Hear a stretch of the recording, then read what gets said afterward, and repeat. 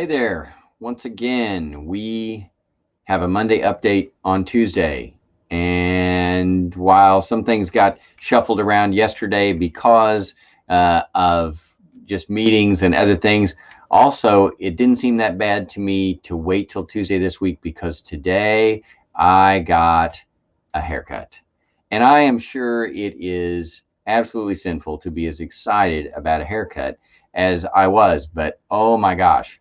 Um, I kind of weighed the risks of that, and my the stylist that I see did take some precautions. I was grateful of that, but holy moly, it's one of those things like church attendance, like getting together, that you don't really appreciate that until you can't have it.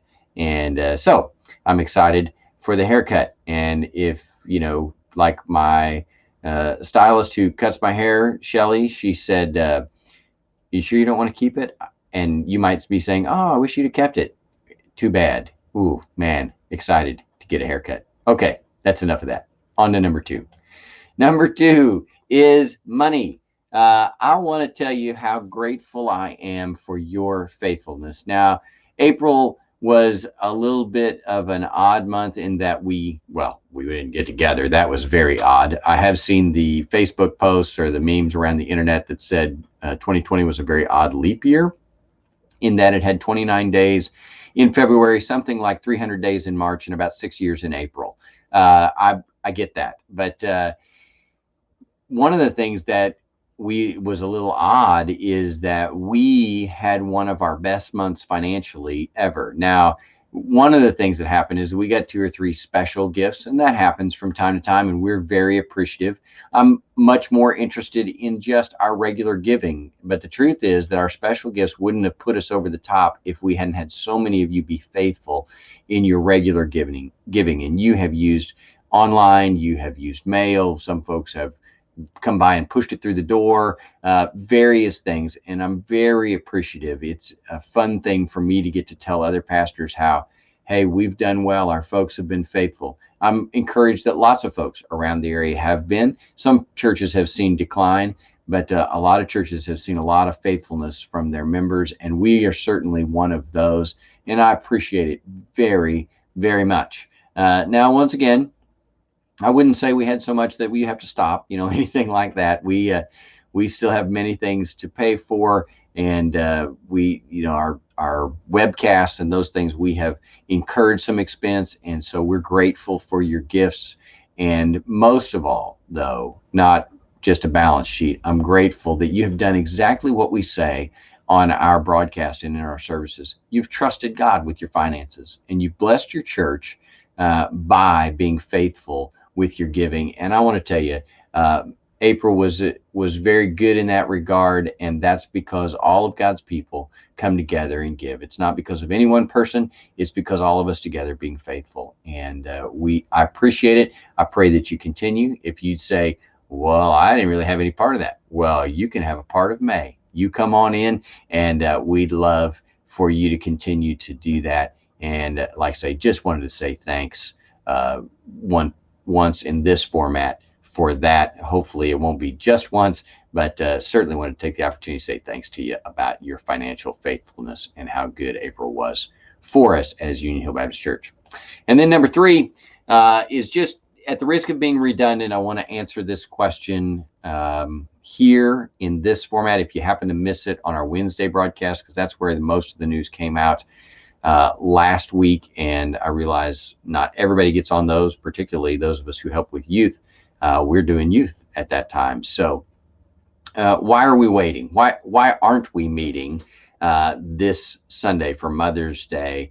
Why are we waiting till the 24th? And if that's news to you, that's what we are waiting on. We have set the May 24th as our target day for getting back together. And the reasons for that involve predominantly, mostly, it involves the idea that we would like to see what happens with our state COVID-19 numbers, and more particularly, not just in the state, but in the immediate area. The three counties I watch are Callaway, Cole, and Boone. And so we can see with the reopening of our state, what happens? The 24th gives us about 3 weeks to see that, and that should tell us a pretty good tale.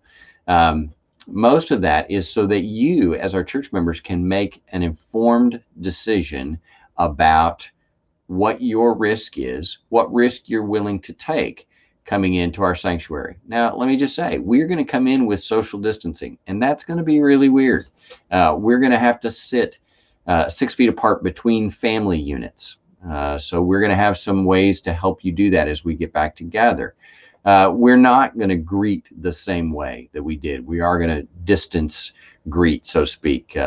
We got Brother Frank, you'll want to tune into our Wednesday broadcast tomorrow. He's got a suggestion on how we can greet one another with a holy kiss. I would say from the very beginning, I've been very fond of jazz hand greetings. So even those things, those elbow bumps and fist bumps and things, those are good, but they probably get us inside of 6 feet. And so, it's just going to be very different. But even with all of that in place, even with the plans that we will have, there'll be a risk. Anytime we get together, lots of people, there's a risk of transmitting any virus, but certainly in these days, we're most concerned with COVID-19. And so it seemed good to our deacons and our pastoral staff to wait a few weeks. And we were in near unanimity about that, to wait till the 24th so we could see a little better what the real behavior of the COVID virus has been in these intervening 3 weeks. So we are waiting a little longer. I don't like it. I think it's smart. I want to be back together. I want to hug and shake hands. I want to do all those things. But we felt the wisdom would dictate, particularly for our at-risk population, that we wait a little while and get those data. So our target is the 24th. And I use the word target because it's not just hey, we're going to check it out and we hope. That's our intention. If nothing untoward happens, the 24th is when we're going to be open for live in-person gatherings. And so I just want you to know, if the numbers stay reasonable, and what does reasonable mean? Well, we'll find out as we go along. Then that is what we're going to do. But we are waiting just a few weeks to be abundantly cautious. And some will say we're being overcautious. I understand that.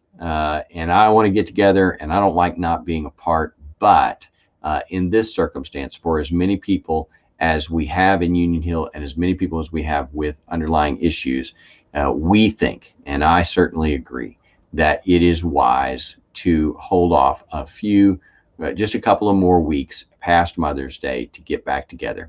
And I hope that comes to fruition. If something happens in our counties that causes us to reevaluate that, well, of course, we'll get that information to you. But that's why we're waiting a little while. And I want you to be assured, for those of you who are thinking maybe even then it wouldn't be time to get out yet, and we get close to that date, whatever you decide you want to stay in, we are going to continue broadcasting our services. That's not the ideal way to interact with the church, but in these circumstances, it has certainly been a blessing to be able to reach out to you with that content, and I know it's been a blessing to several of you because you've said that. And so we're going to continue that probably from now on. And we're looking forward to being back together. But we are waiting just a couple weeks, and want you to understand that. And like I say, even if this whole thing has been redundant, want you to understand what our thinking is there and why we're doing that. And man, are we looking forward to the day when we can get together again. We'll be back tomorrow night. We'll have our broadcast out tomorrow night for our prayer time and our team preaching. And then, of course, we'll be back this weekend. And I hope to see you all, at least in the comment sections and the views. Hope to see you all there and see you again in person very, very soon. See you soon.